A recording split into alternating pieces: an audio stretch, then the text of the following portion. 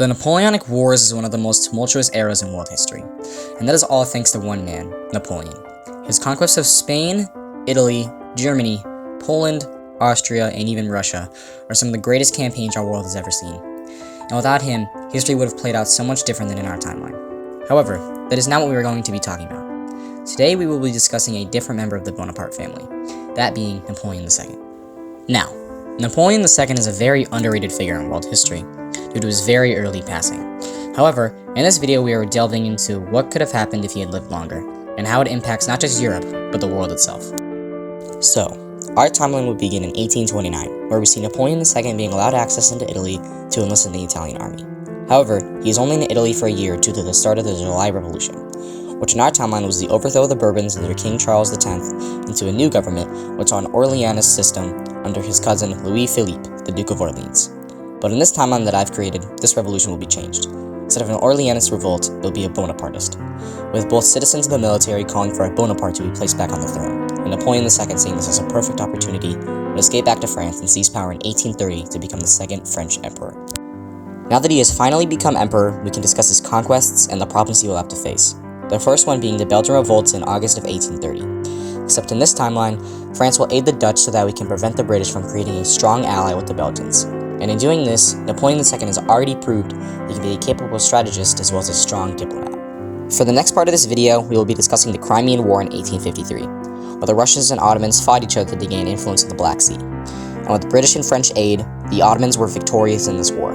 However, we will not have the French step in this timeline, and even then I don't believe the Russians can win, especially with the British aiding the Ottomans. And with that, Austria will lose its alliance with Russia, leaving Austria with no strong European country to ally with, except for France.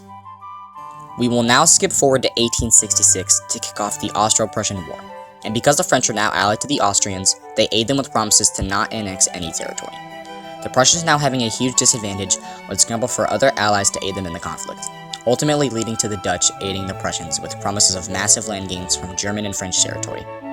France would split their armies to fight both the Dutch and the Prussians, as French forces would quickly take Dutch cities during the Battle of Mons, Charleroi, and Ghent, with them soon capturing all of Belgian territory. However, the Austrians would struggle greatly due to the extremely skilled Prussian army, with them losing at Gitzgen and Königratz. However, the Austrians would make it all the way to Hanover during the Battle of Langensalza, as the French make it to the city and wipe the floor with the Prussians, preventing what happened in our timeline when Hanover surrendered. And now that they could march on Berlin and force the Prussians to surrender, but the Prussians still managed to hold their own and slow the offensive. The Dutch, on the other hand, cannot say the same, as they lost almost every battle they fought, as they could not keep up with the French army, as Rotterdam, Breda, Tilburg, Middelburg, and even Amsterdam fell to the French, leading to the Dutch surrender.